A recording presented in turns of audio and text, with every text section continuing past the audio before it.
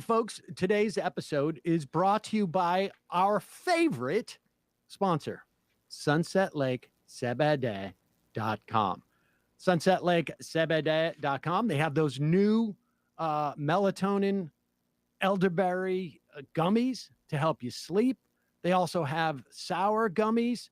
They have tinctures. They have pre-rolls. They have keef. They have flour. They have fudge. They have coffee, all with CBD, and they use the best agricultural practices, integrated pest management, no use of pesticides, organic fertilizer. They use regenerative farming practices with the help of University of Vermont. They have great business practices. They are movement partners. They raised most recently, I think it was $4,000 for the Innocence Project. We've done programs with it. They've raised $10,000 for Give Directly. They've sent money to strike funds and to soup kitchens. They're just great folks, and they have a great product. And the coupon code is Left is Best. Gets you 20% off all of their CBD products.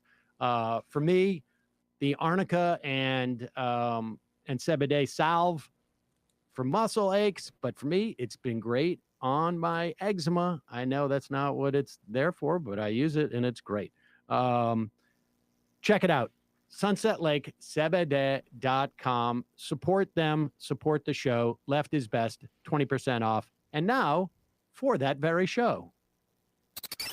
The Majority Report with Sam Seder, where every day's Casual Friday.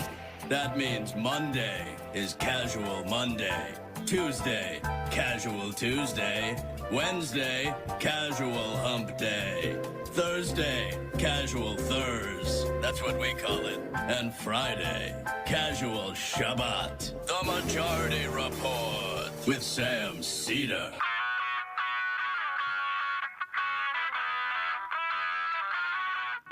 It is Friday, May 27th, 2022. My name is Sam Seder. This is the 5-time award-winning Majority Report. We are broadcasting live steps from the industrially ravaged Gowanus Canal in the heartland of America, downtown Brooklyn, USA. On the program today, Heather Parton, or Digby, from the blog Hullabaloo, will be joining us. Also on the program today, the police in Uvalde, Texas story keeps changing as it becomes clear that the good guys with a gun just didn't want to get shot. Also on the program, White House to offer a new package of gun control measures that they deludedly think have a shot in passing.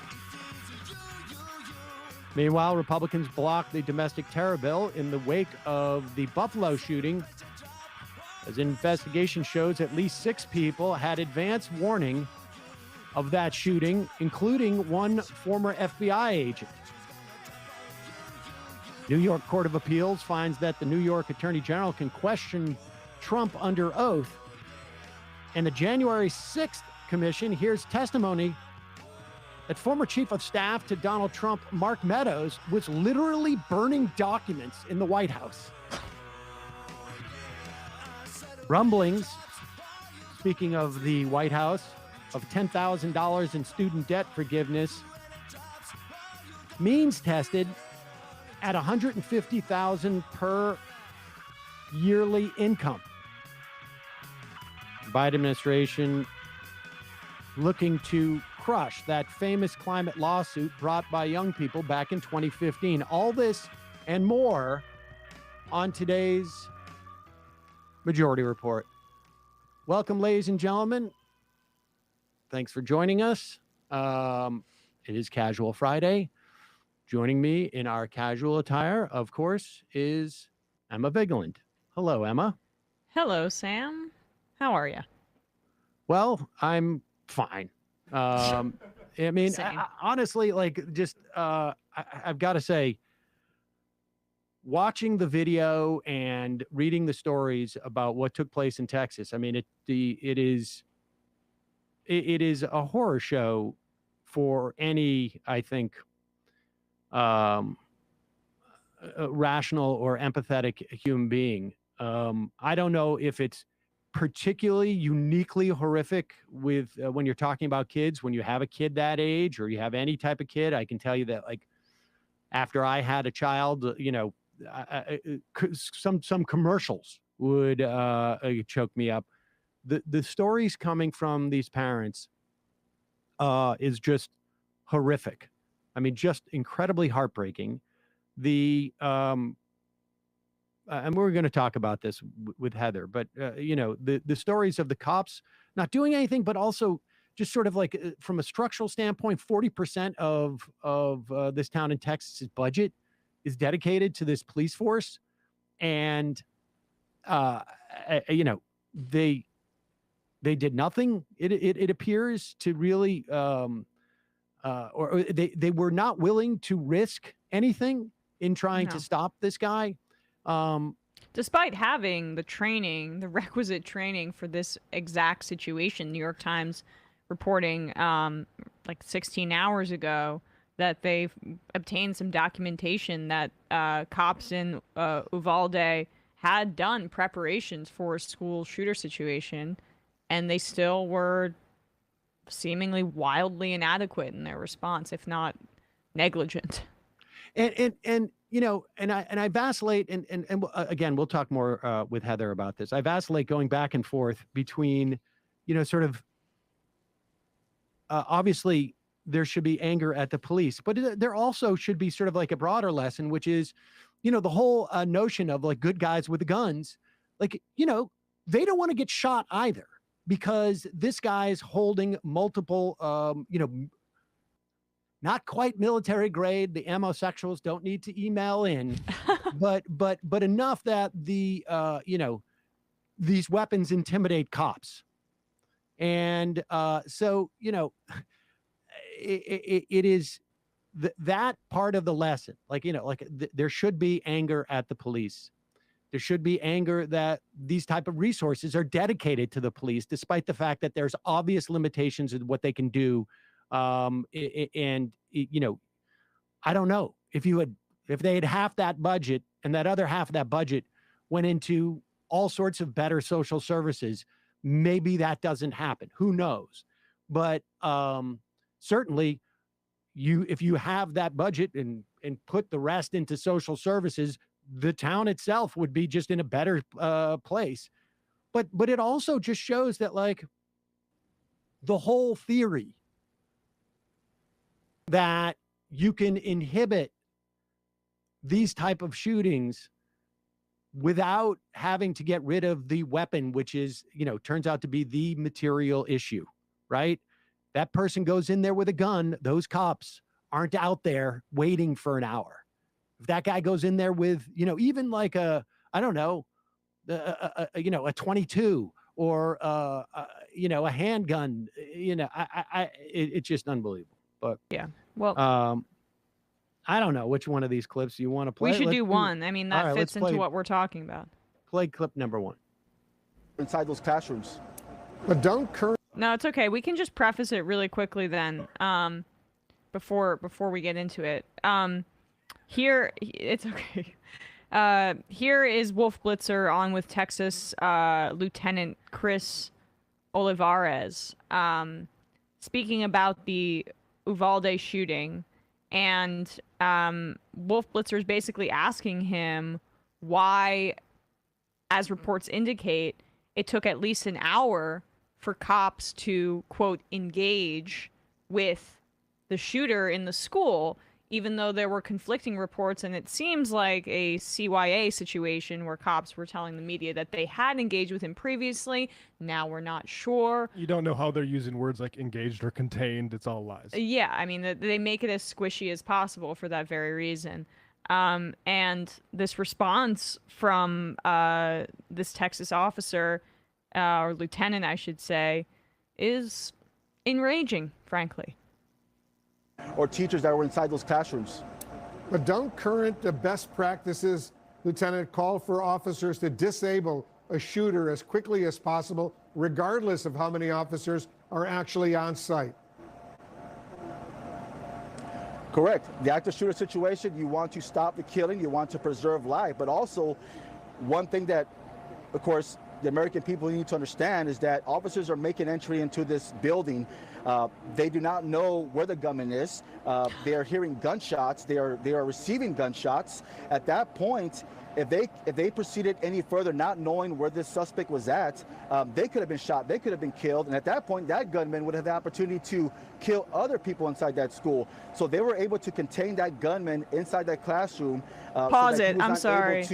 So when they say contained the gunman inside the classroom, what happened was, yeah, they did. That gunman stayed in that classroom and he killed everybody in that classroom as they were watching Moana. They use active voice and say they contained him. No, he went in and locked himself in that room. Yeah, right. Oh, wow, we made sure that he didn't go elsewhere as he was on his murdering spree. That was that.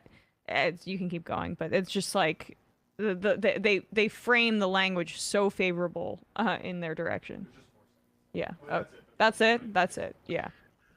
And there's been about a half a dozen times so far where the police story has evolved at different times, and it to a certain extent you can understand there's going to be a lot of misinformation at the beginning of these things, and there's a lot of confusion, but it's also quite clear that they were just trying to cover their asses because they realized at one point, like, we did nothing.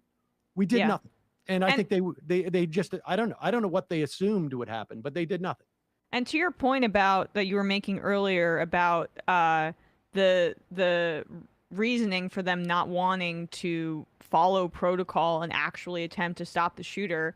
One, they've had training, according to the New York Times, in these kinds of situations, which they just did not follow because they were scared for their lives. Why were they scared for their lives? It was because of the weaponry that the shooter had. And we're going to hear a lot of solutions proposed, but guarantee one of them is going to be, well, now the cops all have to have AR-15s. We gotta match them, right? Because if they were outgunned and they were scared for their lives, even though it's their job, they're literally paid to be public servants. I understand it's scary. Of course they're fearful for their lives. That makes total sense. But at the same time, there needs to be a multi-pronged approach to this to fix things, which is, one, to ban these assault rifles outright and have a gun buyback program where it's lucrative for people to sell back their AR-15s or whatever they have to the government and ban future sales of them.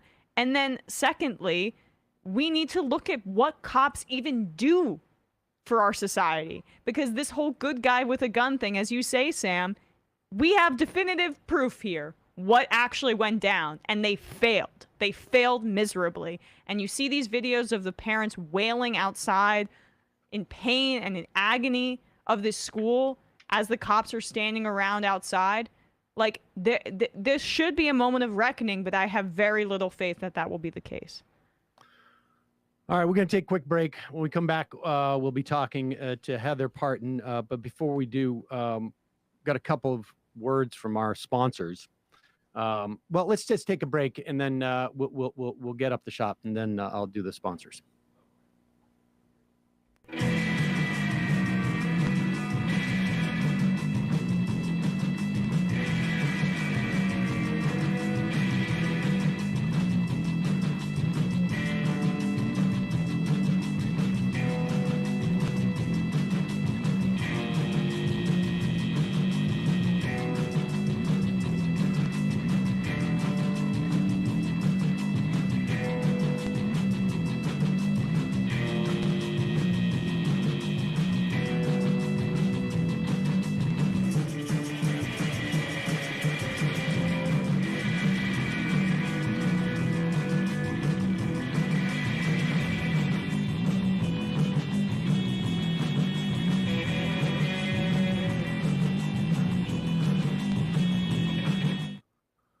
Hey, folks, a couple of words from our sponsors today. If you are looking for a podcast to listen to, I have said many times before, these recent history podcasts are an excellent way to understand the context of different issues that come up today.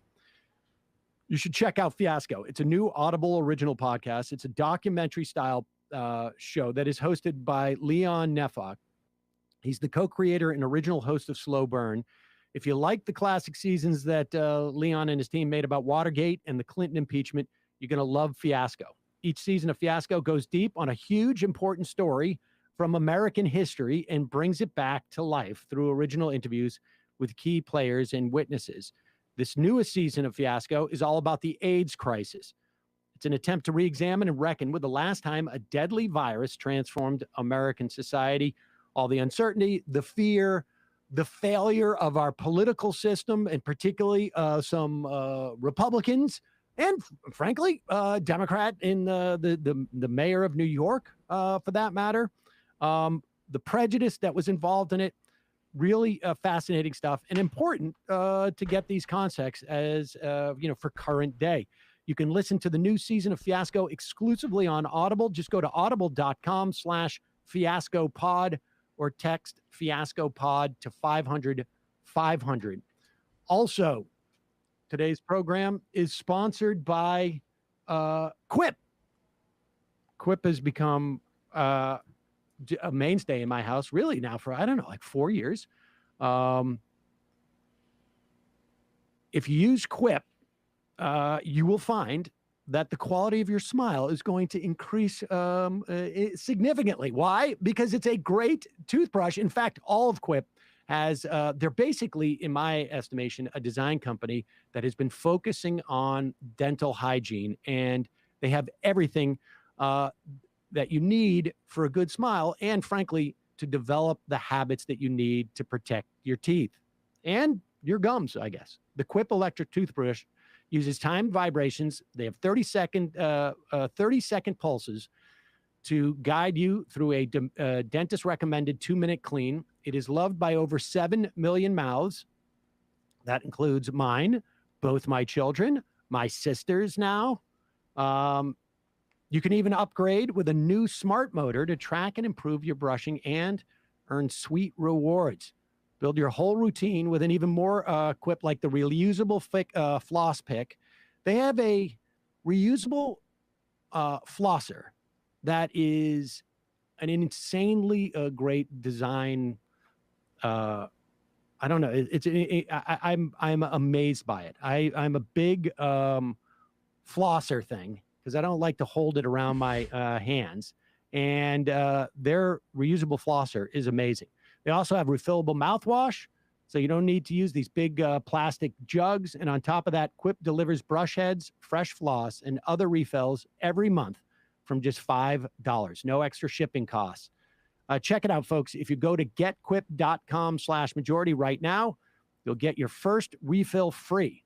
That's your first refill free at getquip.com/majority. That is spelled GETQUIP.com/majority. Quip, the good habits company. All right. I want to welcome to the show Heather Parton, and of course, Emma will join me here. Can we? There we go. All right. Heather, the proprietor of the blog Hullabaloo, also known as Digby, and also a writer at salon.com.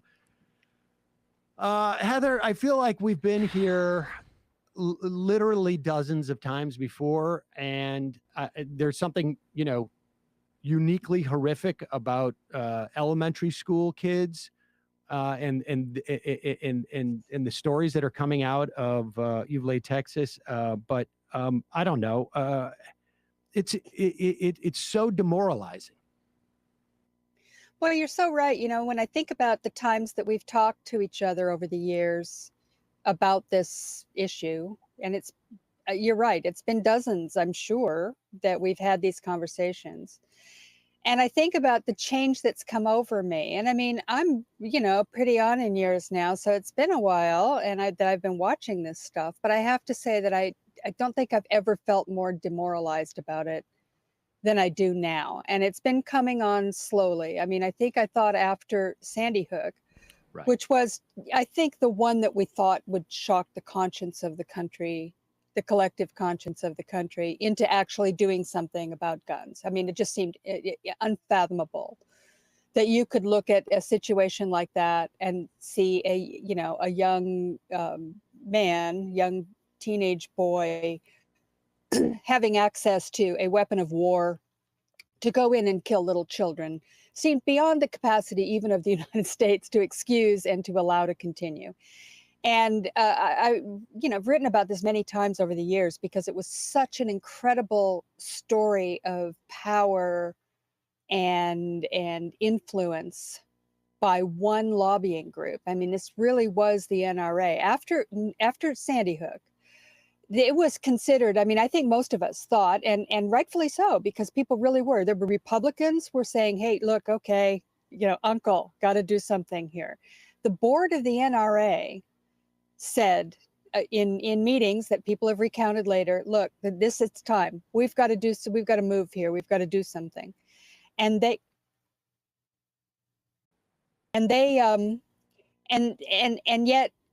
so they said they scheduled a press conference in DC, and Wayne LaPierre went down to the I think the Washington Press, whatever that organization is, to give this big speech where everyone expected that the NRA was going to say, okay, it's time for some compromise. Let's do this, that, or the other. Maybe background checks. I mean, they had a law that was ready to go on background checks at the time. And instead, he got up completely defiant and laid out the talking points that are still in place today. The problem isn't too many guns. It's not enough guns. The only thing that'll stop a bad guy with a gun is a good guy with a gun. And that's when he opened the idea of arming teachers in classrooms, that we have to harden the schools, all these kinds of lines that we hear today. It shocked people when he did it, but it was a shot across the bow to all the Republicans, and that nothing, not even the killing of tiny children with AR-15s, was going to be enough for them to, adopt anything but their most rigid stance. And it's been that way ever since. And that was when I first started to lose heart about all this and think, if that didn't do it, nothing will. And then there was that shooting in Las Vegas where a guy up in the Mandalay Bay Hotel shot out a window, and he shot a bunch of country music fans in Nevada. Now that was shooting at presumably many pro-gun people. I mean, Nevada's kind of a pro-gun state. It's a Western state. There's lots of guns around. And these were people there for a country music concert. I think it's fair to assume that a good many of them were probably Republicans. And it was a massive shooting. Do you remember how many? I mean, it was just this, it was hundreds that they were wounded, and many were shot there. And I thought, well, maybe that'll change things. That, these are their people, right? And this is some deranged guy shooting them with AR-15s from a hotel room window. And again, nothing happened. And, the ritual that I'm sure you guys have been talking about, that we've all been talking about, the thoughts and prayers, that we've got to do something. They have meetings in Washington, the usual mental health and all the rest of it. And after that one, I think I really lost heart. And I think that was really kind of the end of my optimism that we were going to be able to do something. And I know that sounds terrible. I mean, it's like, how can we let this go on? But I honestly don't know what to do. And the reason is that it's not the NRA wielding checks anymore. The NRA is in distress. It's in crisis. It may not even survive. They have been through bankruptcy. Wayne LaPierre is under, a huge cloud, under scandal.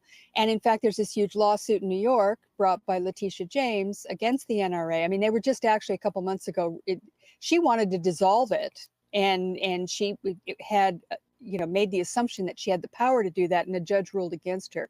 But the suit remains against LaPierre and all the people at the very top who've essentially been embezzling money. So the NRA is no longer the juggernaut that it once was. It still has certain kind of social power and cachet among gun owners, but it's not really the kind of super powerhouse. But what we found is, I think, it doesn't matter anymore. Yep. The people are the NRA. The Republican voters are the NRA. Gun rights are their identity. It is social and political identity for these people. And the NRA, you have to give Wayne LaPierre credit for this. He's the guy who made this happen. I mean, he came in and did it, but it's no longer, who needs the NRA? In fact, the Kevin Cramer, the freshman South Dakota or North Dakota senator said yesterday, he's kind of one of those guys who blurts out the truth. Right. And the New York Times asked him, so, what would happen if you voted for, some kind of sensible gun regulation? He said, oh, the people would vote me out of office. It's that simple. It's not about, principle or I believe in the Second Amendment or blah, blah, blah. It's just I'd get voted out of office. And he's probably right. So there we are. Yeah, it's kind of. I'm sorry. Go ahead. No, I just one comment really briefly. It's kind of analogous to the way that Trump has also kind of dominated in terms of if you voted to impeach me or if you were in any way skeptical of January 6th, like that's the way that the Republican voters have been disciplined to hold those Republicans accountable.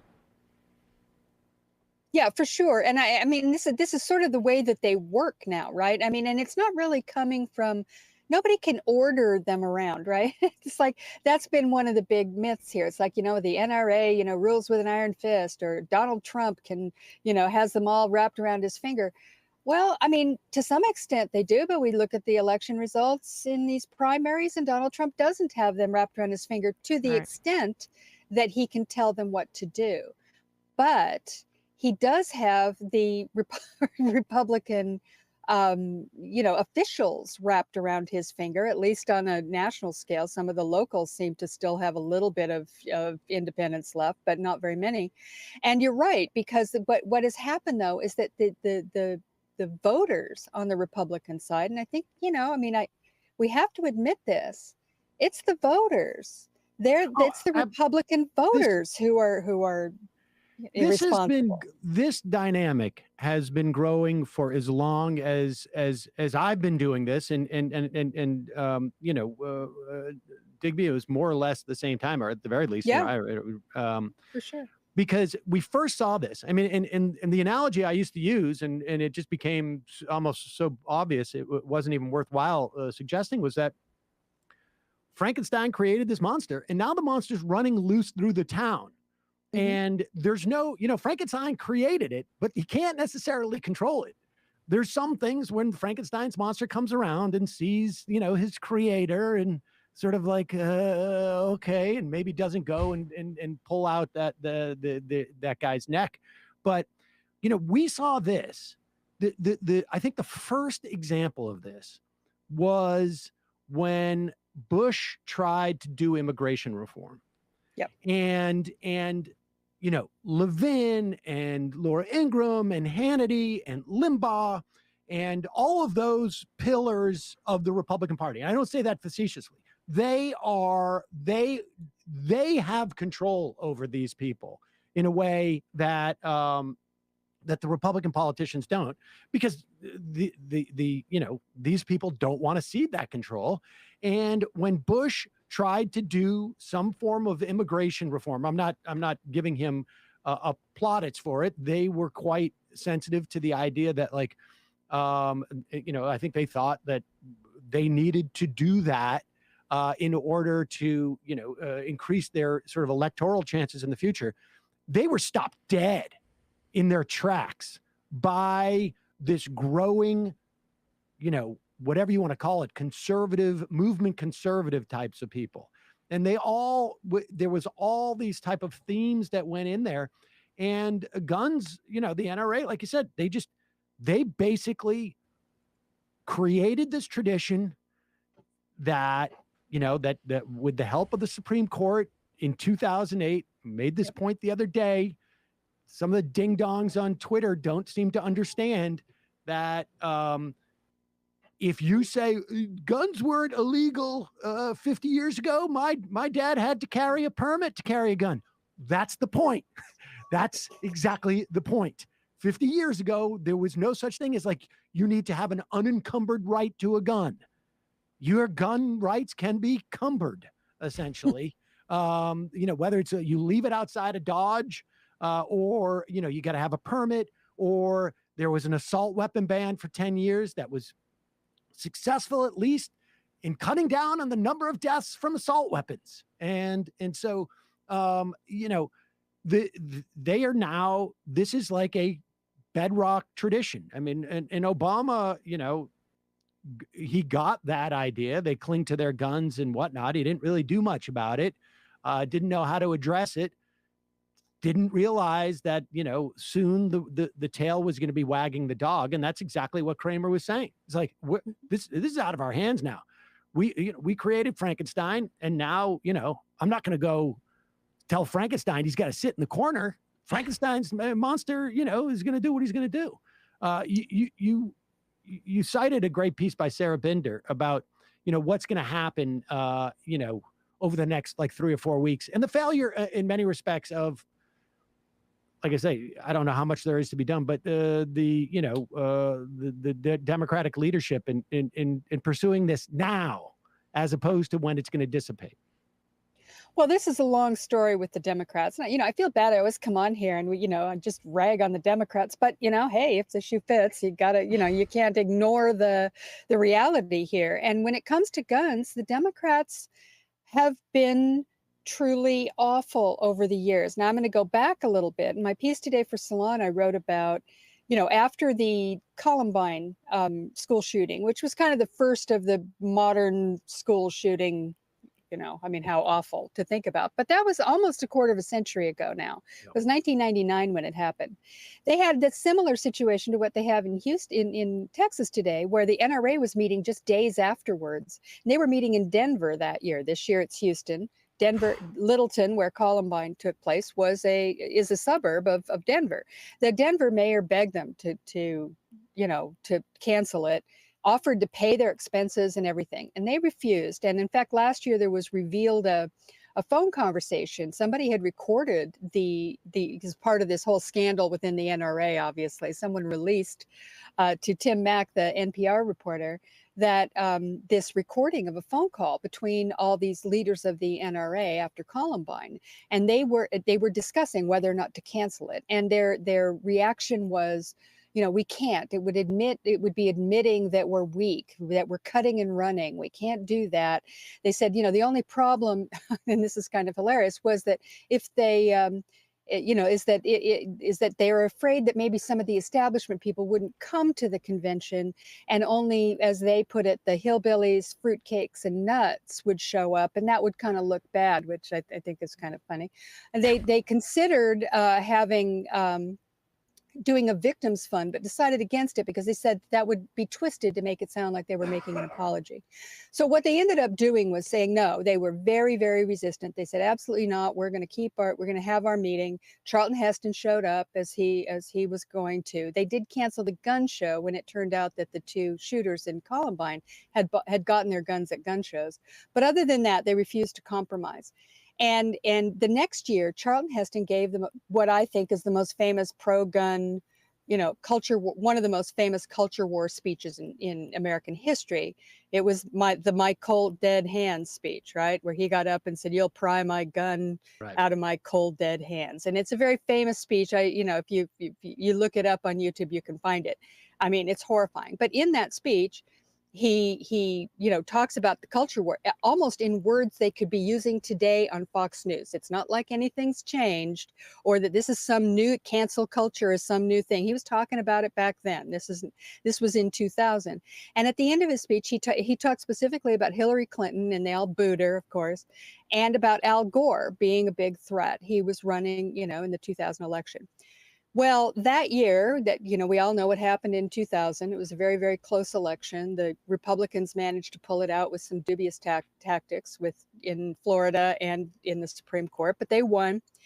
And the Democrats immediately blamed it on guns and said it was completely because of Al Gore's stance on the assault weapons ban, and they had to get rid of that, dump it completely out of the platform. They were losing all over the South, and it had to do with guns. And so forget it. And throughout the 2000s, I don't know if people recognize this, all the way up probably until Newtown. I think maybe it was Sandy Hook that really did sort of at least turn it around for the Democrats, if not for anybody else. they just were basically running as fast as they could from the gun issue, trying, abortion too, by the way, but that's subject for another day. But guns, they were running from like crazy. I mean, these were the kinds of dynamics that were sort of fueled things like the net roots and Majority Report and things like that. Was this kind of, what are you people doing? I mean, this is crazy. You're just kind of completely giving up on your values and the things that people care about, and people are dying as a result.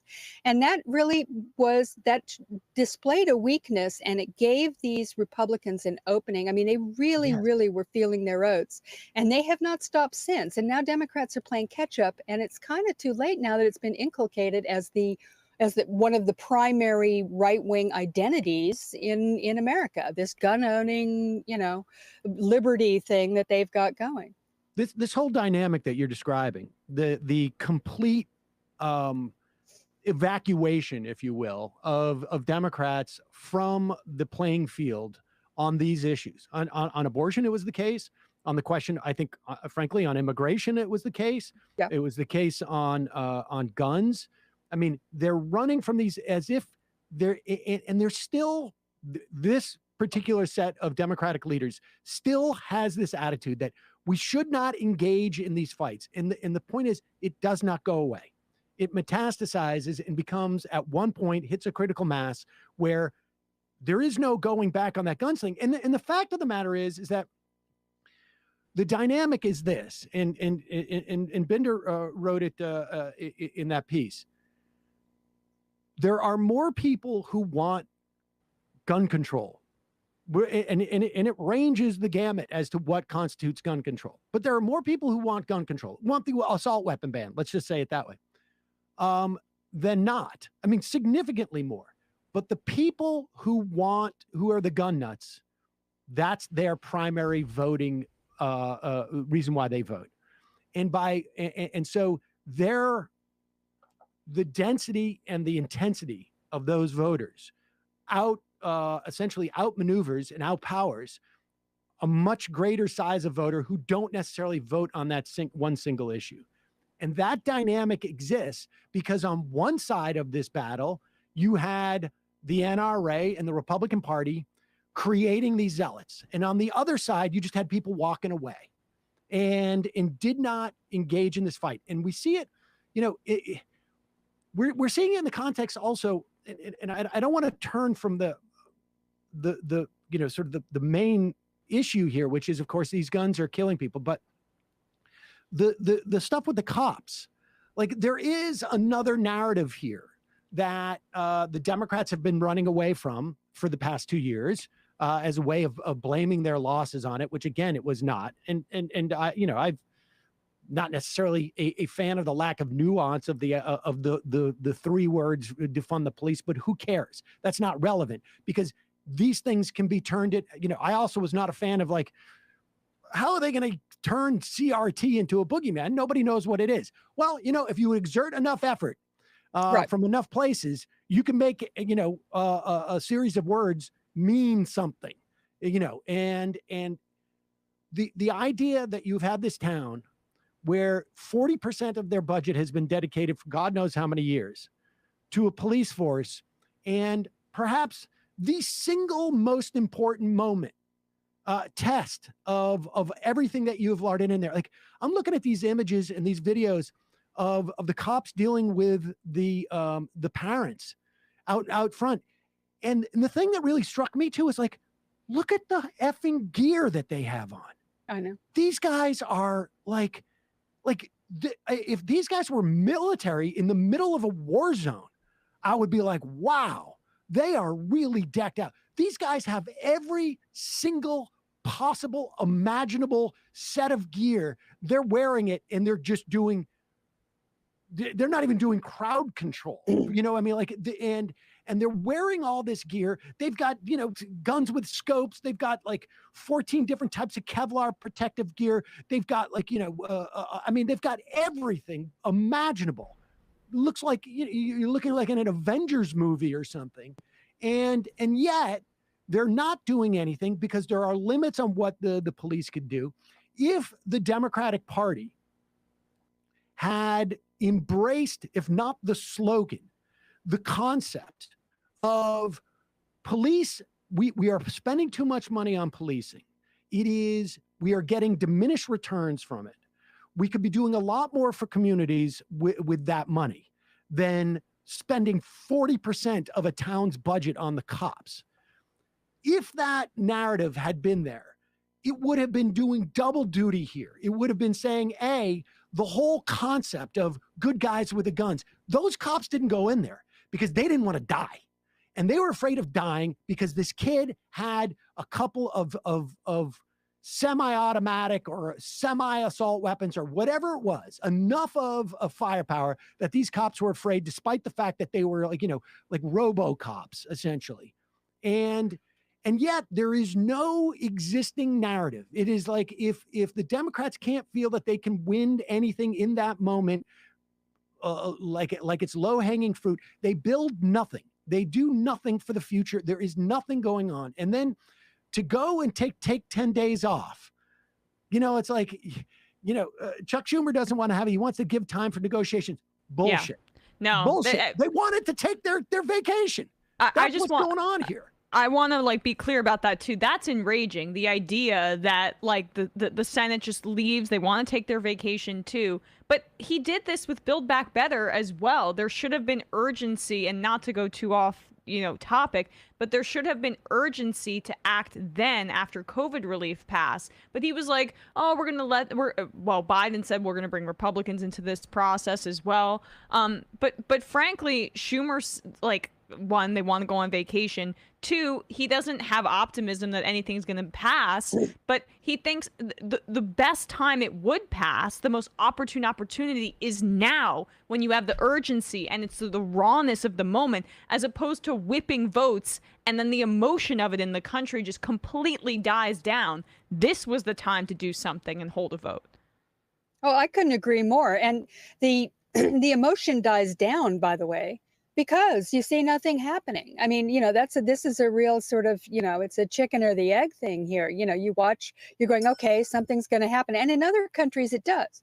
After what happened in Christchurch in New Zealand, they just immediately went and passed a law banning semi-automatic weapons. They didn't wait. I mean, this happened up in Canada. The same thing happened when they had the mass shooting last year. They went out and they just put in a bunch of new regulations and laws. And Canada's a gun country. They all have guns up there, but they managed to do that. But we don't do it because first of all, the Republicans, of course, stonewall. They have this idea that Chris Murphy is somehow going to get the Republicans together this one time. John Cornyn from Texas, sure, that'll happen. They're going to get together and do some real gun reform this time because this time is different. Well, I've heard this. Yesterday I was preparing to write something about it, and I went through and read commentary after, virtually every shooting for the last 10 years. They say it every time, particularly when kids are involved, school shootings. This time feels different. This time is different. It feels different. Everybody's really upset this time. This is going to happen. And so they use that. And Chuck Schumer says, Chris Murphy says, hey, Chuck, this time feels different. I think I can get it done. Chuck says, okay, great. Everybody wants to go on vacation. Right. They let it go, but they're just trying to run out the clock here until people start to, the news cycle changes. You know how it works. I mean, we've been through it so many times. This is why I get, cynical about the whole thing, because I'm just watching it happen again and again and again. And like in this situation down in Texas, we have this new thing where the cops really seem to have performed very badly. At the very least, something went wrong, which I think we all saw when we watched. First of all, the fact that they didn't do the usual pattern, that was a tip off to me. I'm going, where's the news conference? Where are the cops and the FBI out here, standing out there in front of the press, giving us a rundown on what happened? And instead, they had the politicians come in and do a crocodile tears tableau for everybody up there, like they're at the Last Supper. With sort of talking about mental health and doing all this. And I'm going, no, wait a minute. We just want to know what happened. What went on there that day? What's the story? What do you know? I mean, that's the pattern, and that's what the news media wanted. That's what we all wanted. They weren't really doing that. It was very vague and kind of strange. So we knew there was something wrong. And it's obviously still happening where they are obfuscating. Something happened with the police there. And it's just as you said, Sam, this idea that they had this massive amount of firepower and they had several agencies. It wasn't just the small town police force that was there. They had the Border Patrol, they had Customs and Border Protection, they had U.S. Marshals, they had everything there on the scene. And yet this horror happened. So, that you would think that that would refute once and for all the good guy with a gun theory. It, didn't stop them at all. I mean, this is one of the things that the right does. They just keep going. They don't let, facts get in the way. They just keep going. And the Democrats, on the other hand, the minute that, some little thing happens that makes them, kind of worry that their stance has cost them some votes in a swing district somewhere, they run for the hills. And this has ended up with these ideas on things like on these culture war ideas, these deep, serious culture war ideas, which are really driving our politics. I don't believe it even has anything to do with taxes anymore.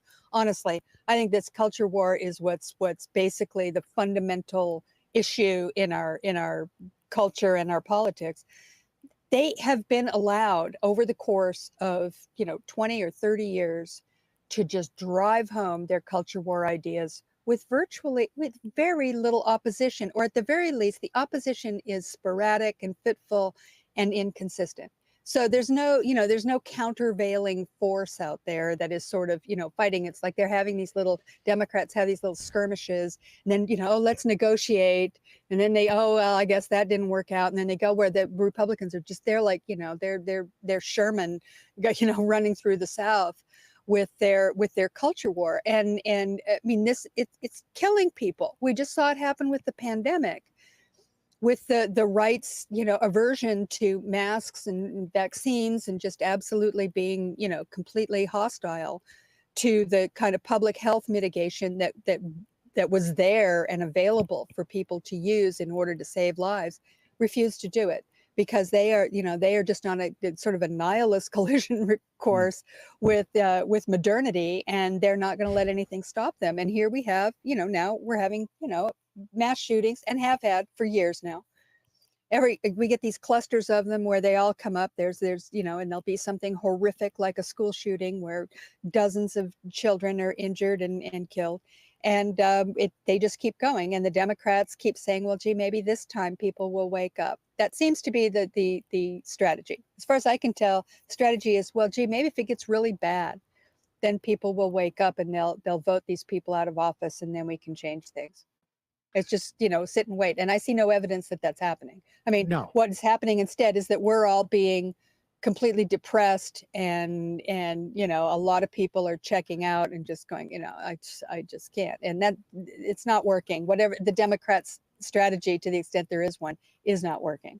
No, it's not working. And the way I mean, I feel like the way that you can you could analyze this, they say, like, turn the volume off on debates and you'll get a notion of like, how people are receiving these debates, where you don't actually hear it, you just look at the body language.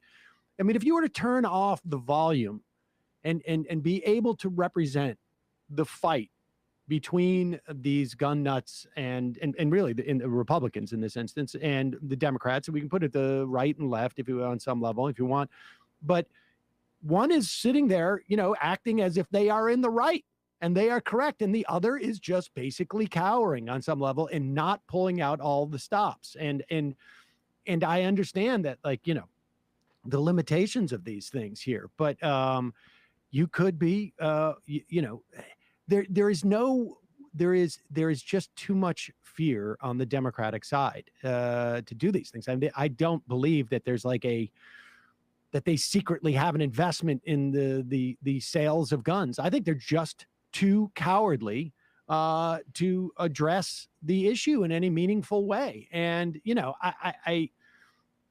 so you allow this space for Republicans to be like, it's all going to be about the one door. We just need to have every school just have one entrance. And that's going They to be shouldn't have windows. How about just bars and and they'll say every bars under windows. Yeah, I mean, yeah, exactly, like a prison.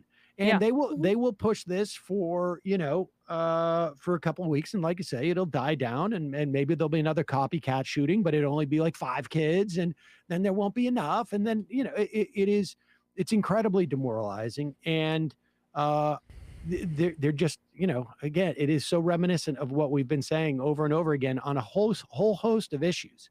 And look, again, the fact is that the vast majority of people who believe that there should be some type of gun control, it is not going to be their most important issue to vote on. Why It's gonna is be like that? What are they voting on? I mean, this is a question. I mean, are they It hasn't voting happened to on me. taxes? It hasn't I happened mean, to me, right? I would be fine with gun control, but like it's hard when these massacres happen to other people and people experience a visceral emotion in the moment, but it doesn't change their voting patterns. I mean, they're going to vote on identity first, and well, not just that takes identity. a back I mean, seat. I have a 10-year-old child, a 9-year-old child. I mean, like they have lockdown drills, and when I go to vote, the vast majority of people I have the opportunity to vote for are for some measure of gun control. But if I'm given the choice between, I don't know, voting for, I'm just trying to like, if I'm given the choice between voting for Bernie Sanders with his, history of gun control, he's come around now, but let's just say even Bernie Sanders, when he was voting to, when he was still more Vermonty, I guess, okay, in a rural country versus, let's say, Terry McAuliffe. I don't know where Terry McAuliffe is on gun, but that profile, I'm probably going to vote I'm going to vote for Bernie Sanders. And because all the other issues, Medicare for all, regulations on banking, on and on, are going to outweigh that. Plus, I also know that the marginal difference in having Terry McAuliffe's, anti-gun stance, I don't even know if it is an anti-gun stance, but let's assume it is. I wish I could have made up just sort of different characters, but these are shorthand, so people forgive me on this. Get the idea of what I'm talking about here.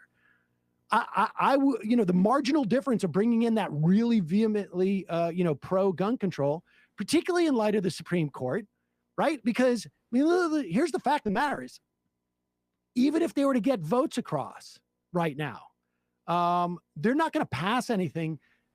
Even the most like sort of anemic gun control measures are subject to being struck down by the Supreme Court.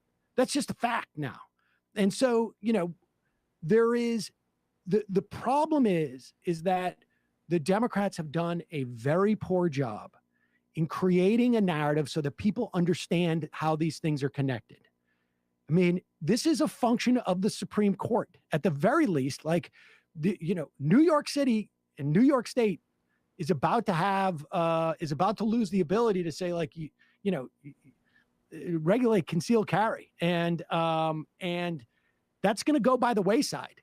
And the Democrats, because they have disengaged from too many of these fights, they cannot make an overarching narrative as to what the value is in engaging in these fights. That what we saw with the Fifth Circuit ruling this week about essentially government's ability to function. What we're going to see with the EPA is tied into what we're going to see about this gun case in New York State and what we saw in 2008 with the Heller case. I mean, these things, there is a broader narrative to tell, but when you disengage from different parts of these stories, it becomes almost impossible to communicate to particularly to voters who are just like, I come out for the presidential cycle. I mean, that's what we're facing here. And there just does not seem to be even the vaguest awareness amongst the 70 and 80-year-olds that we have running this party, because not so much because of their age, but because of in which way their politics formed and when, I think. Well, I mean, I think you're right. I mean, one of the things that the Republicans do understand, and I mentioned Kevin Kramer, the North Dakota senator who said, hell, the voters will kick me out if I do it. The Republicans do understand that they have a faction within their party. I mean, not every Republican is a gun nut.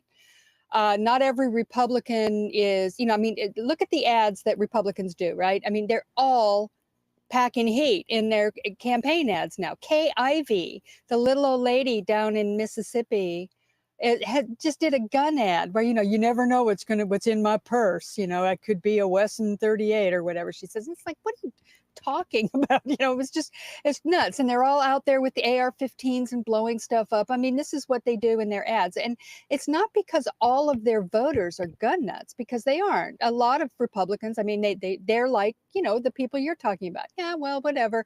I care about taxes, or I'm an abortion person, or I'm this or whatever.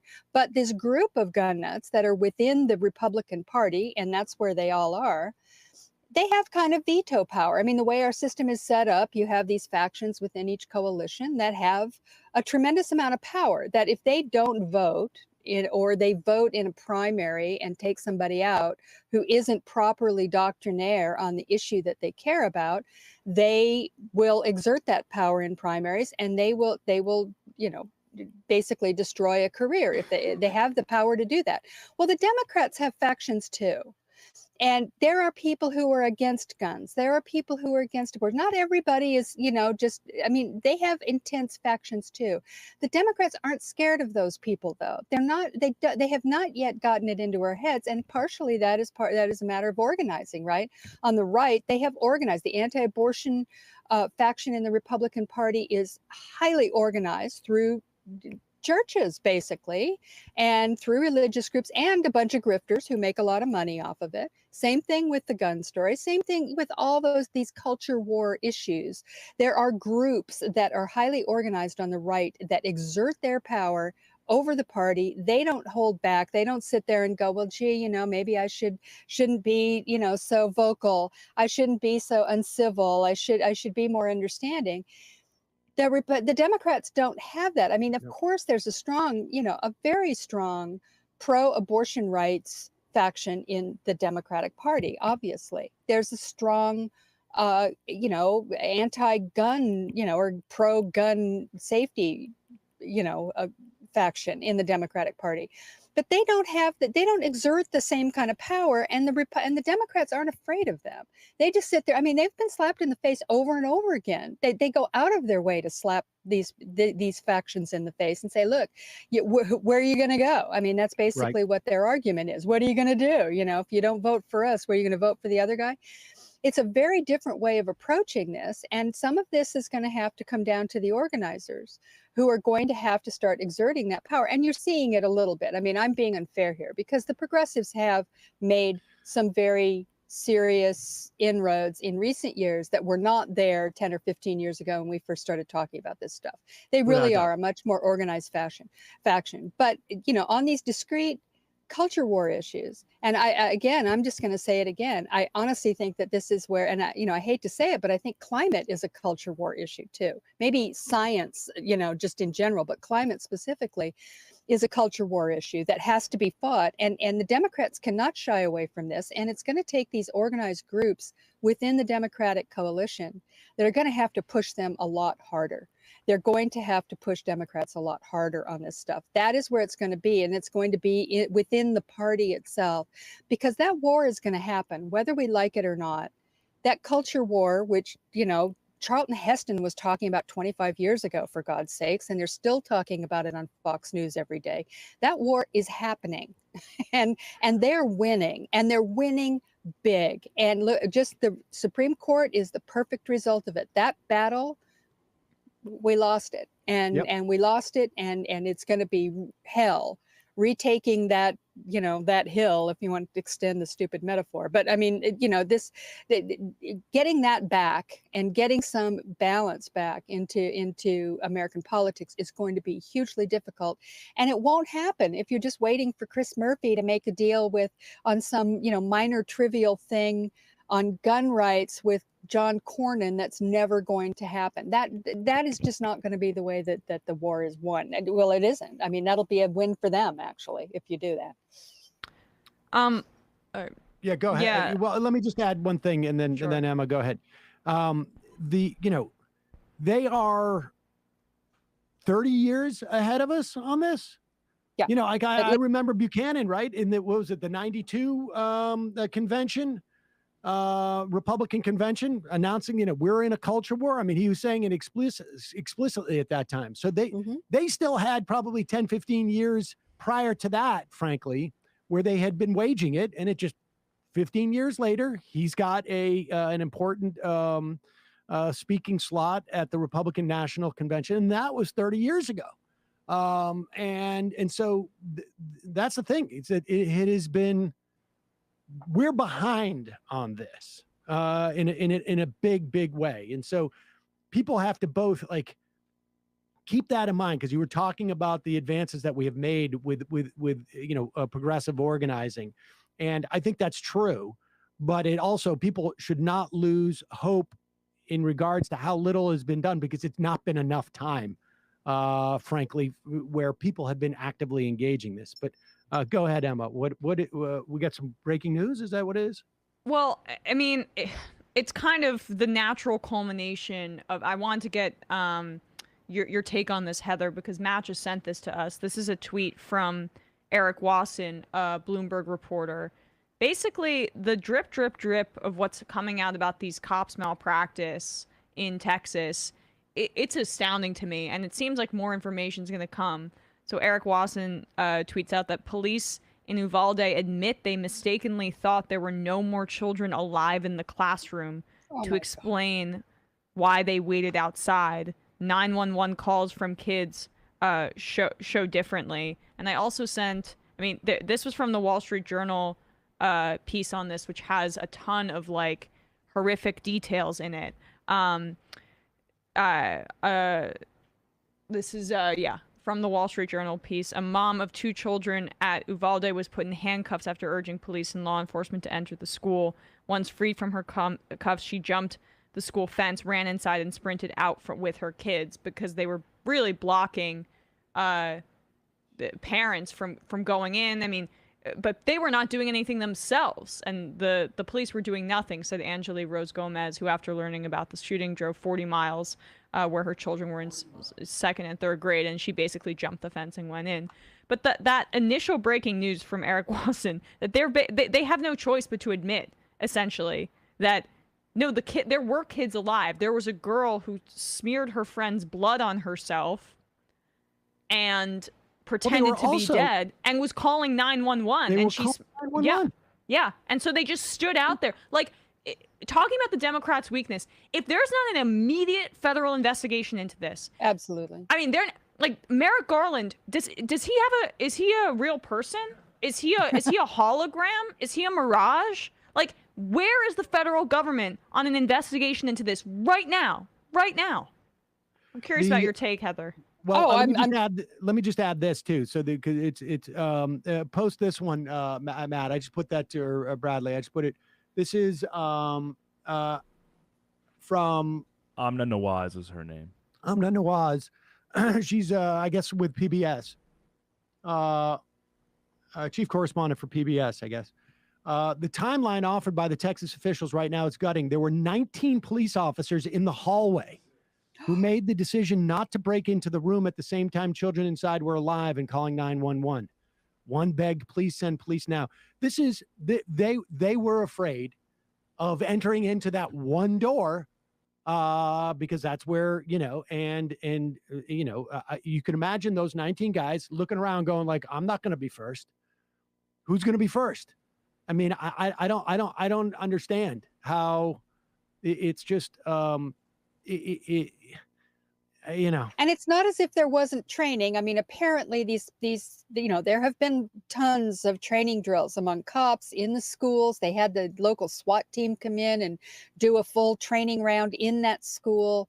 And the idea that they didn't understand the reality there, which is that after Columbine, because it took that Columbine took hours. They were in there shooting for hours, and the cops did what people often do, what cops are trained to do in a normal hostage situation, which is they established a perimeter around the school, and then they waited for the tactical teams to come get a lay of the land and do it. And it ended up killing a whole lot of kids because they waited so long. So the tactics that were adopted after that by cops were that you go in as quickly as possible. You do not wait. You go in even if you've only got 2 or 3 people. You go in there and you have to confront the shooter, because if you don't, more kids are going to die. And the idea being that, look, we don't let kids die. We just don't let that happen.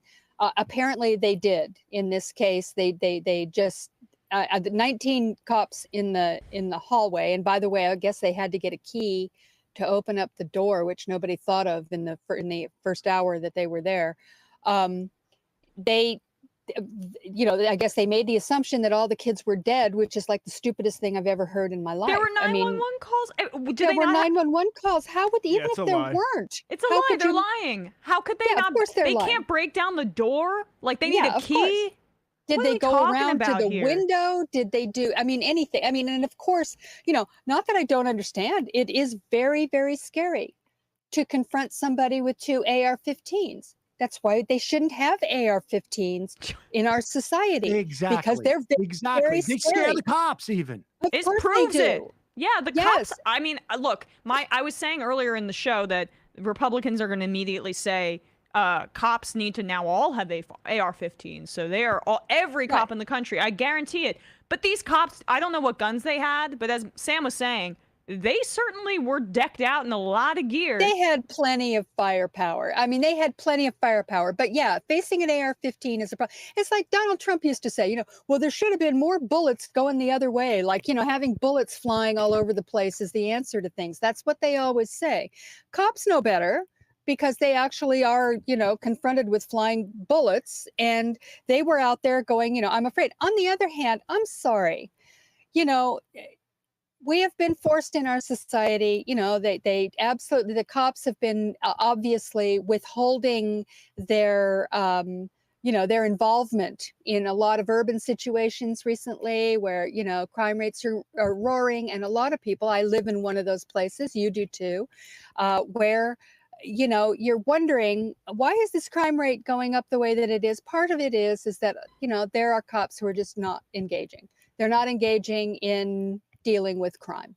And that's because they don't like the idea that somebody said defund the police once. Right. And they're mad that they're under some kind of pressure coming from politicians to reform their policing tactics.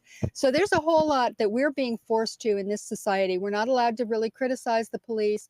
They get very upset. The right goes crazy. We have to worship the police. You do whatever a cop tells you. Don't ever say anything to a cop, all this stuff. Yet at the same time, many of the police, now I guess in Texas they did protest the new law that allows, open carry with no permitting in Texas. The cops did not like that. But in a lot of cases, the cops, big fans of Donald Trump, all the major police organizations backed him, backed the NRA. We're in a very confused situation with the police. And, I'm not saying I blame them for being afraid to go in and confront the AR-15 using psychopath.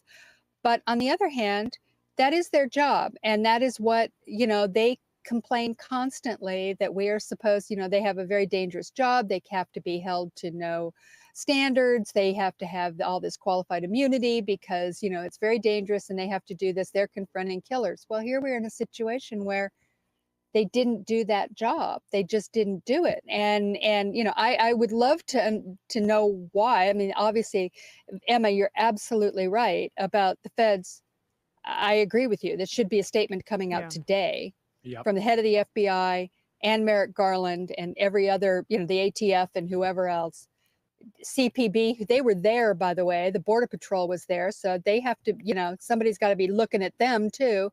And there has to be, a sense that, look, this is one situation where we're not going to do some reflexive defense of the poor policeman because 19 kids were killed. And God knows, we don't even know about the horrific injuries that for the 17 others that were wounded.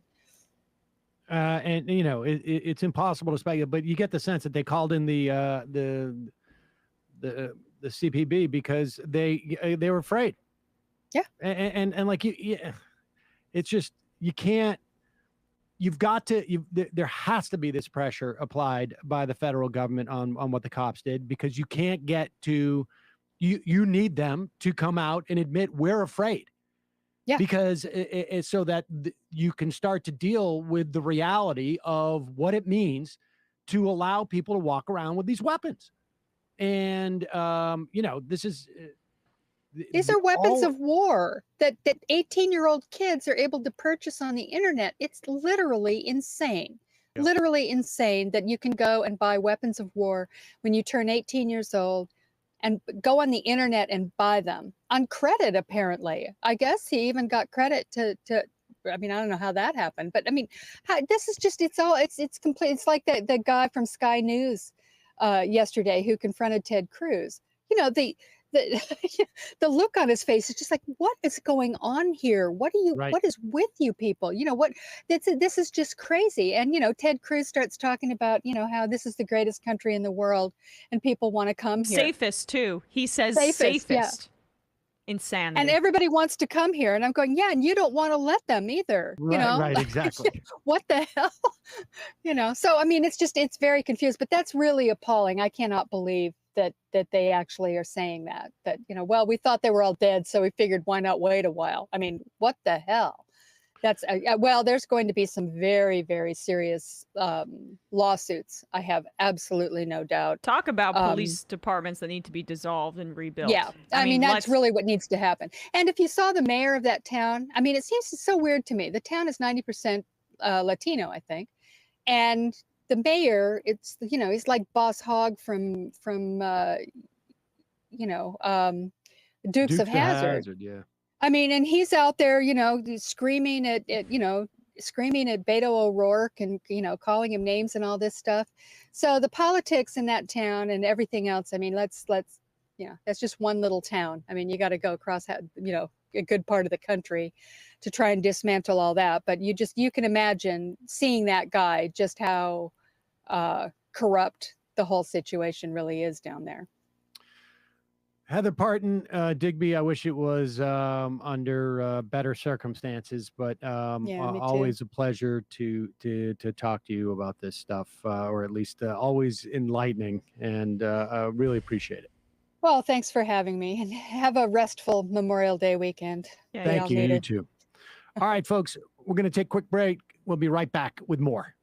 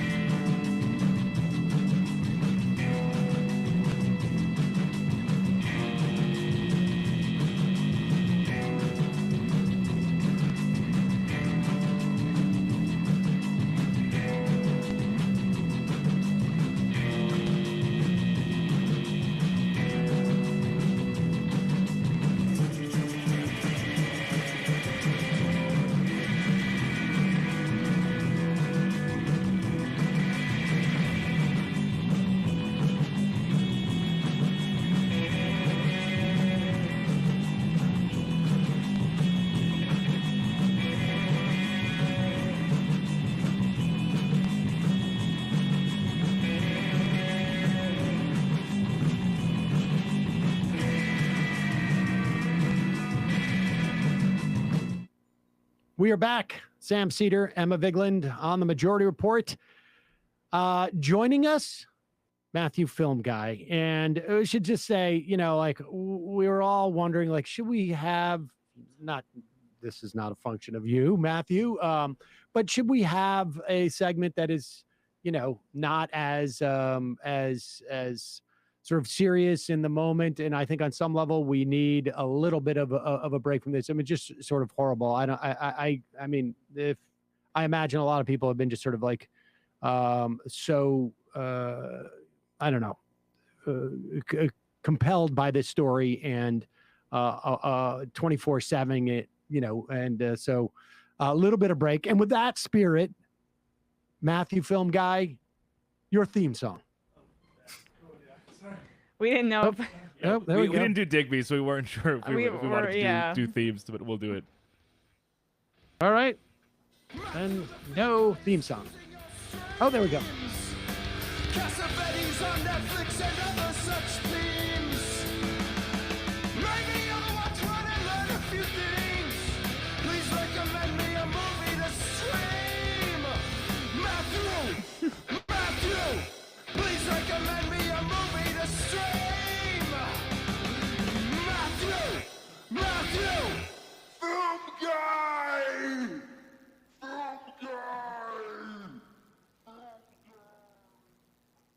Hello, Sam. Hello, Emma. Thanks for having me. Hello, Matthew. There's Matthew, film guy. Now, Matthew, your backdrop is probably a little confusing to people who watch the show on a regular basis. It is very Busy. well, in some way, very different than normal, but in some ways also very similar to normal. Why might that be? That's so dense that like so much density in the imagery there, right? Yes, Like lots. yes. Isn't that what people used to say about the Star Wars prequels? Yeah, well, it's really hard to compress that for a video because there's so much information behind it. Yeah. Actually, Mary's going to love that you said that because she likes to draw the aesthetic comparisons between my mother and myself. I like to pack things in. But yes, I'm at my mother's in Boca Raton, Florida. We're on a little vacation. As I may have mentioned, we're about to go celebrate her 70th birthday at Disney World. Fun. But, you know, if I can touch on how you introduced the segment for a second, you know, I've actually often wanted this segment to be less than more than just sort of trivial entertainment based. You know, at the risk of being pretentious, which is, you know, sort of my core brand proposition.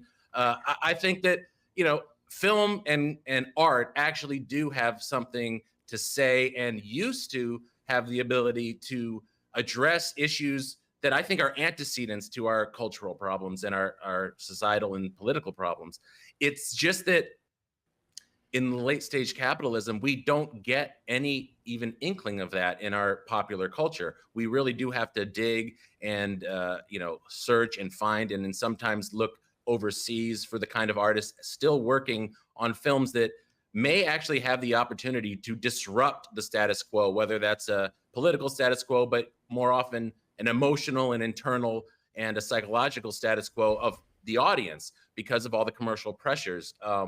So, you know, at the risk of being too grandiose, I actually think that properly focused, a film segment can address the kind of things that result in what we saw this week from top to bottom. You know, a technological culture that dehumanizes people, even a sort of what you might call a left liberal kind of filmmaking tends to sort of mechanize and atomize and abstract the information that it gives you. And it actually has a fundamental, I think, atrophying effect on our imaginations, on our ability to actually conceive of a new world. You know, the sign in the marches say, another world is possible. I think the best films are actually showing that another world is possible on a very, very, you know, existential level. So I don't think that there's a dichotomy or a sort of irony of having a movie segment on such a somber day. And it is a horrible, tragic, somber day. But, you know, I think it's an opportunity for us to reflect. You know, listen, I always say I consume just as much cultural garbage as the next good film guy. But there has to be a place made for us to challenge ourselves to actually question our own assumptions, not just that of our political enemies and so on, and to see how we all play a role in the society that we've created. So, you know, there are the rare films that I think are able to do that, but nobody wants to see those. You just don't want to go look and see, oh, please destabilize me. I mean, I do, but I'm a masochist, but I often don't too.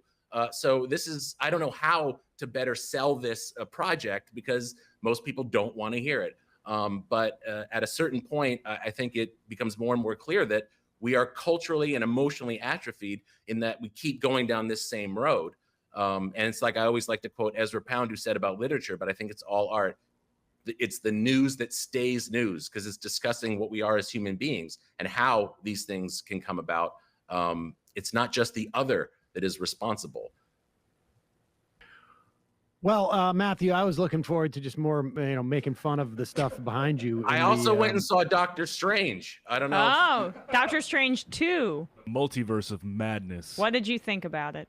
I did not I enjoyed watch it. I did not I see that. enjoyed it. No, I I was mean, I able think to that, clear up my mind, relax, and float downstream. Yeah, go on, Sam. no, I think, I mean, obviously, Look at that. No, and that's a good point. It's a tough sell. Trust me, I know. It's a tough sell. It's a tough sell, but also I think, there's no doubt that if we all consumed a better brand of culture, we would be, our brains would be a little bit more nimble in dealing with these things. And if we had already wrestled with a lot of these questions, but I think it's a little bit of a chicken or the egg situation, but I think we have to acknowledge that the kinds of culture that we do have ready access to, and today we live in a golden era of all these options, they're all always going to be focused through that sort of corporatizing, mechanizing, technocratic lens. So it's a really Sisyphean task to try to get access to something that even attempts to be different. Yeah, I will say this. I just starting during the time I had COVID, I started to rewatch Mad Men, which is, I had seen it at first run, but it was different back then. They didn't dump everything at one time. It was over the course of like, I think 4 years, maybe 5, 6. I don't know. There's like 7 seasons. Watching it all together, I've watched all 7 seasons over the course of the past like 6-7 weeks. Oh, you finished, Sam? I finished, and the themes in there incredibly intense and dense, and stuff that you could really chew on for an extended period of time. Doesn't necessarily have anything to do with what we're dealing with at the moment, but what we're talking about at the moment or reacting to in terms of the shooting, but the ability of a show or a movie or culture or a book to get you thinking about human dynamics and issues like this is, I think, largely lost. I mean, it'll be completely gone, I would say, probably in about 6 to 8 months. I mean, it's been gone. That's why, honestly, you got to, like I said, you got to scrape the dark corners of the world and of the internet. And luckily, I live in New York City, where at least there's still some cultural institutions that are trying to scrape out a living, making themselves dedicated to these things. But right now, I don't want to criticize anybody's taste in movies, because like I said, I watch all the TV and movies. 90% of my content is of this other kind. But even a show like Mad Men, which is corporately funded and distributed and is a big hit, it's even that is sort of part of the problem as far as I see, because it takes these themes, which I actually think there are relevant themes, the way advertising has sold us a vision of life and taken us away from each other by replacing it with the fun of buying things and this image of ourselves that consumerism can ennoble. But it's still giving you ideas. You're still never at the end of one of those episodes really going to go like, oh my God, what the hell was that? It's not disrupting your status quo in any way. It's giving you a kind of an idea. That's not. I don't agree. You got to go back and watch Mad Men. I mean, yeah. That whole, when you watch it like that, you realize, I mean, the advertising stuff, sure, it takes place, but really that is much more about relationships, about relationships. It's about trauma. It's about yes. I mean, it's about sexual trauma, frankly, because my point is, and I'll just full disclosure, I haven't seen that many episodes of Mad Men per se, but I've watched a million other prestige dramas. And the point is, it's about those things, right? And the aboutness is something, and this is maybe again an esoteric point, but the aboutness is not the same thing as being a direct disruption of your own life. And that is something that I've, sitting in a theater being like, I don't even want to watch this. I can't tolerate this. This is something I want to enjoy. Mad Men is probably and I know you're the expert, but I think it's the greatest show I've ever seen in my life. I'm saying that. But I would say, more specifically, the Mad Men does actually, you watch it compressed like I did. I can tell you that I was like, I don't want to watch this. It is, I think, one of the best shows that I have ever seen that I really was not particularly enjoying. I mean, it Well, was. that is the But greatest but recommendation. Sam, when you did can you make to me, stop Sam, so- enjoying it? Because like I feel like the first 5 seasons are pretty enjoyable, but when Don's like darkness comes home to roost and his affairs become seedier and like his second marriage is a sham. Sorry for everybody who, but Spoiler alert. I mean, like an old that. show. That I think is just where you're like where he hits rock bottom. That's when it becomes hard to watch. But it's earned because you're. It had to fall apart for him given the fact that he's not dealt with his trauma in any meaningful way and he's pushed it off onto other people and hurt so many. Yeah, I mean, I don't know at what point it became sort of painful. I mean, but it's a brutal show that that I think in many respects is not necessarily about ideas, but the way that emotions play, and I think you need to watch. But I get what you're talking about. This is a Carney-esque. And we're talking about Ray Carney, who is the maybe not famed enough scholar of Cassavetes films, and who also put us together. That is, yes, we have to say that, full disclosure. Yes, he connected us, and it is, and he would say, you know, at least in the context of Cassavetes, there is something you're experiencing like the emotional experience that you're having. It is the watching human beings be human as opposed to trying to address a specific idea, and or theme even on some level, is really what the best cinema does. And within the constructs, within the constraints of a TV show, like you say, you know, it's got to have whatever 4 acts and commercial breaks, and there's got to be a certain amount of suspense, certain plot. I have to say that Mad Men, not the most enjoyable. I loved watching Battlestar Galactica again, and Sopranos, and this one was painful. But there's a lot that's of stuff. high praise. Yeah, it really is worthwhile. Can I ask a quick question? Because I'm not really that familiar with Cassavetes and like that I've heard you guys talk about it, but is that like how his work is characterized as deep character, not to overuse that, but character studies and emotional studies and some about people, you know, having internal battles and the subtlety of that?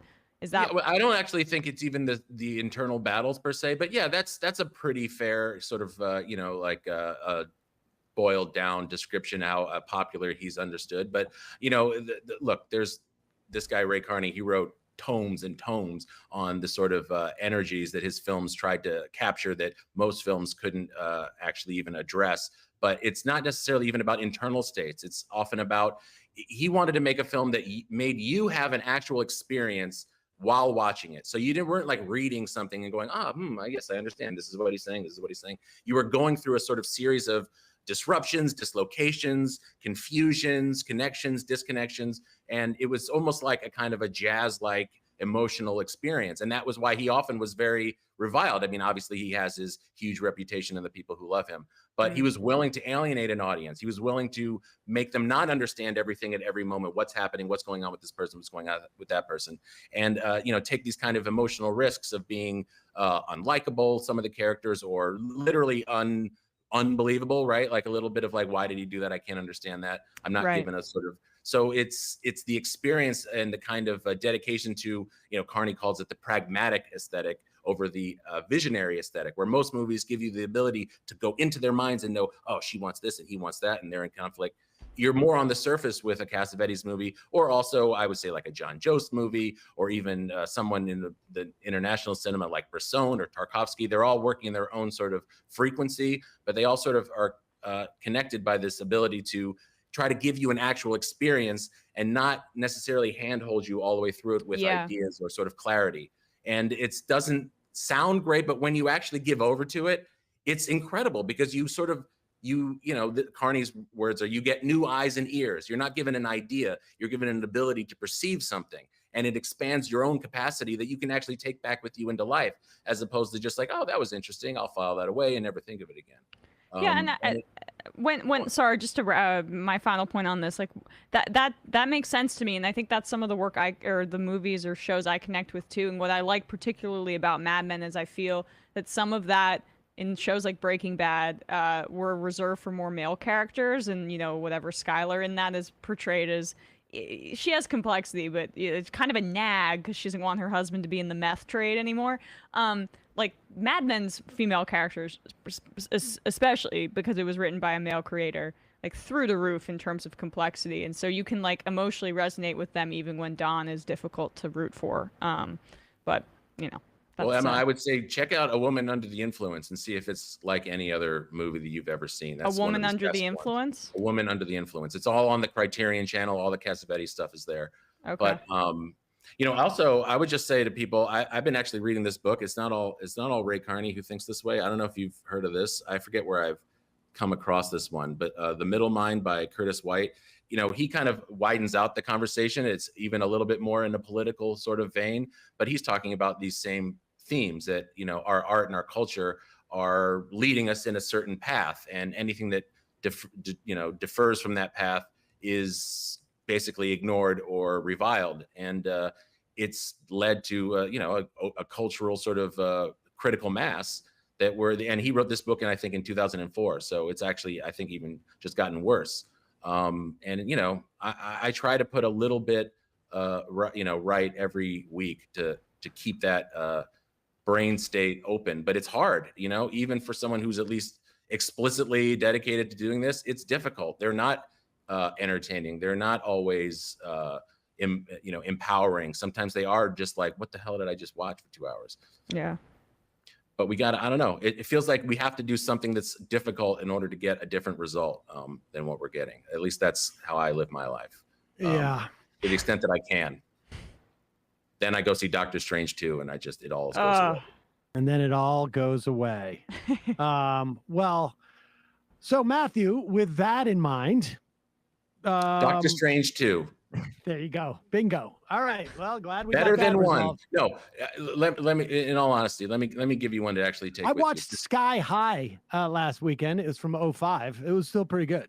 Yeah, I haven't heard of that one. Was it good? No, it's like it's great. Is that a kids movie? It was a movie for Saul.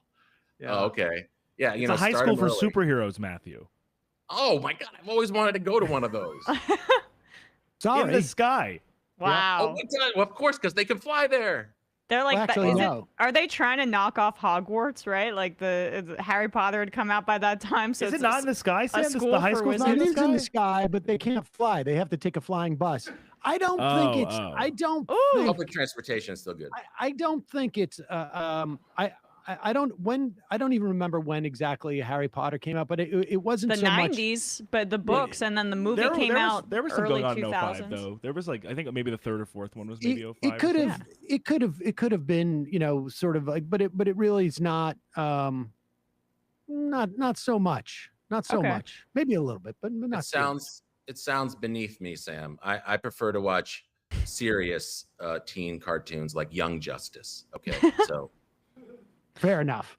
But what do you have for a recommendation for us this week? Well, I would be remiss if I didn't mention my film class, online film appreciation class that I teach, where I try to bring these kinds of movies and enter into discussions that help us, even including me, understand what it is that we're looking at, why it's doing what it's doing, how to read the movie, how to understand its ideological and emotional messages, which is, I think that's the lost art, really.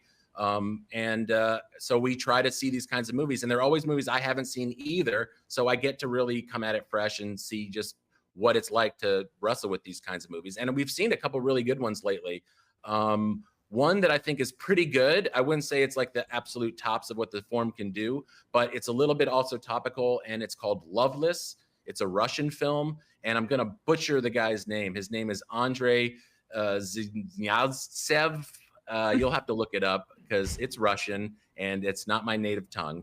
but it's a little bit maybe almost too explicitly political in some ways, but it's about a divorcing couple whose young boy goes missing and the sort of trials and tribulations they go through to find him. But it's got a lot of extreme cultural critique about technology. And it's funny to see it in the Russian context. There's a lot of news reports going on in the background about Ukraine. This movie was made in, I think, it's 2017. So it's already in their cultural sort of zeitgeist. And all this stuff about phones and technology and atomization of our families and lives. I can't recommend it really any more highly, maybe by half a notch. Loveless. But then I just also want to throw in one that I didn't show in my class because it's a little too short. But there is a documentary filmmaker whose name is John Gianvito. Do you know him at all, Sam? No? John Gianvito? I just started getting into his stuff, and he made this movie called The Prophet Motive and the Whispering Wind. And it basically is an hour long, and all it consists of is these shots of nature and a lot of gravestone markers and the sort of historical markers like on the roadsides and stuff like that. He seems to me sort of in the vein of another filmmaker I love named John Jost. Maybe you know who he is, Sam, but his movie, it's like a visual essay, you would say, but it's gripping because you're really being taken to all these different graves. Everyone from John Brown to Susan B. Anthony to Henry George, all these sort of maybe leftists and a lot of labor leaders, the sites of a lot of labor massacres, is actually really affecting and really gripping. And it's about, the memory that we have, the cultural memory that basically just evaporates. We get a little road sign once in a while, but seeing them all condensed, maybe almost like you watched Mad Men condensed, was actually very effective and I thought really moving and really a great film. His movies, I can't recommend them all. I haven't seen them all, but John Gianvito and Prophet Motive and the Whispering Winds. But I am able to recommend that people join my film class. You can follow me on Letterboxd at Langdon Boom and on Twitter at Langdon Boom and see where all the sign-up information is for that. We meet on Tuesdays, we see a film, and then we talk about it on Tuesdays. And I'd love to see you all there. Plenty of MR family are there already, so come join us. And lastly, I think what I'd be remiss at this point, according to an IMer I just noticed too, was that Bob's Burgers movie is coming out this weekend. Yeah. I don't like animated movies. I also don't like animation, broadly speaking. But will I be lost if I haven't watched the show? That's a good question. I have not seen it. And Big recommendation. I know is that I am in it for about 25 seconds. I was watching I have 2 words. The hockey playoffs last night, the Rangers in the playoffs, and it goes, brought to you by the Bob's Burgers movie. And I said, wow, I can't escape I know a guy in that for 20 seconds. Anywhere. I can't escape Sam anywhere. He's like Shen Yun. If it, I have mixed feelings. If it does well, there's a slight chance that maybe Hugo reemerges in the coming years of the show.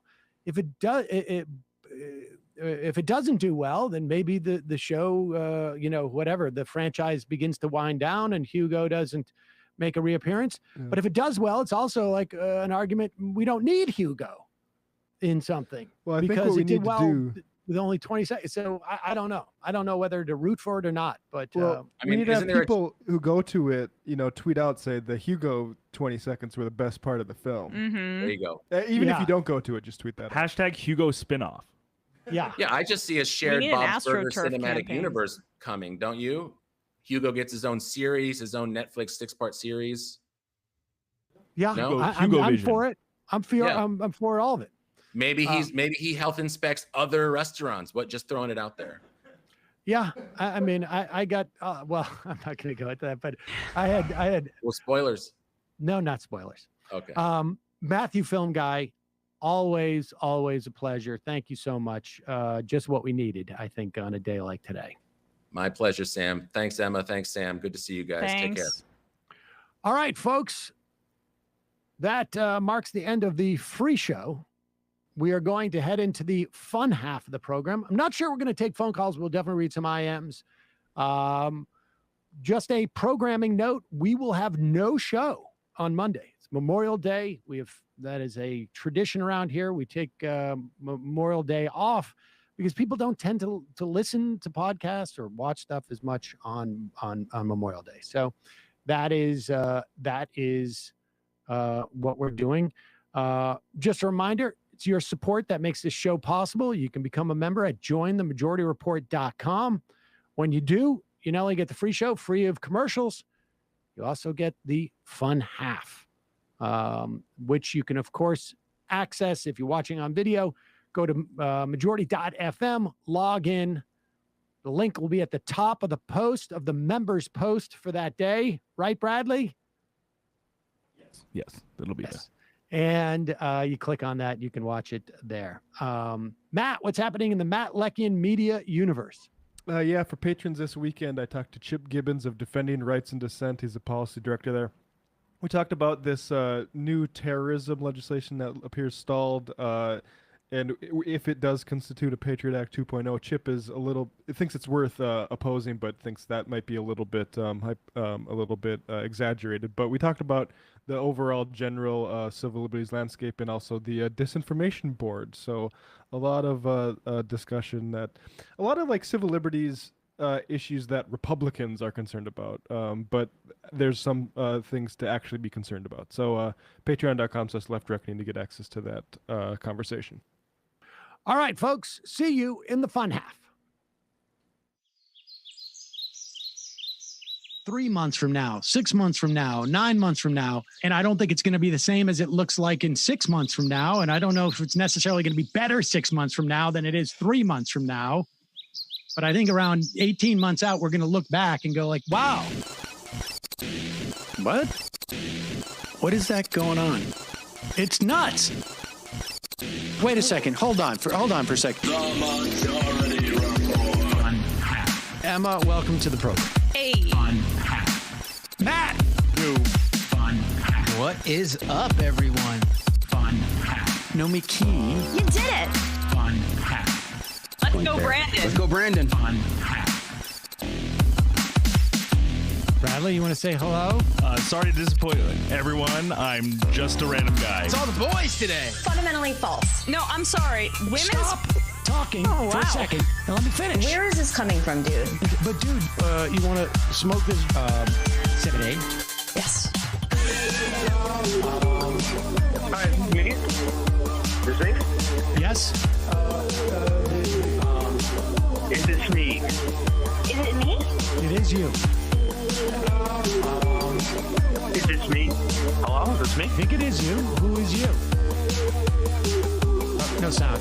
Every single freaking day. What's on your mind? Sports. We can discuss free markets and we can discuss capitalism. I'm gonna go start watching. Libertarians. They're so stupid, though. Common sense says, of course. Gobbledygook. We fucking nailed him. So what's 79 plus 21? Challenge Matt. I'm positively quivering. I believe 96, I want to say. 857-210-501. 1/2. 3/8. 9/11, for instance. $3,400, $1,900. 6, 5, 4, $3 trillion sold. It's a zero-sum game. Actually, you're making me think less of it. But let me say this. Poop. You can call it satire. Sam goes, it's satire. On top of it all, Yeah. my favorite part about you is just like every day, all day, like Yeah. everything you do. Without a doubt. Hey, buddy, we see you. All right, folks. It's just the week being weeded out, obviously. Yeah, sun's out, guns out. I don't know. But you should know. People just don't like to entertain ideas anymore. I have a question. Who cares? Our chat is enabled, folks. I love it. I do love that.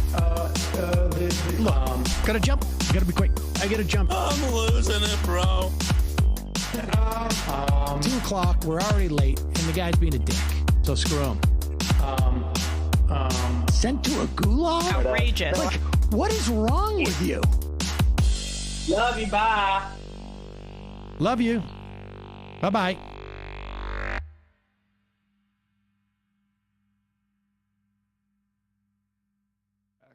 We are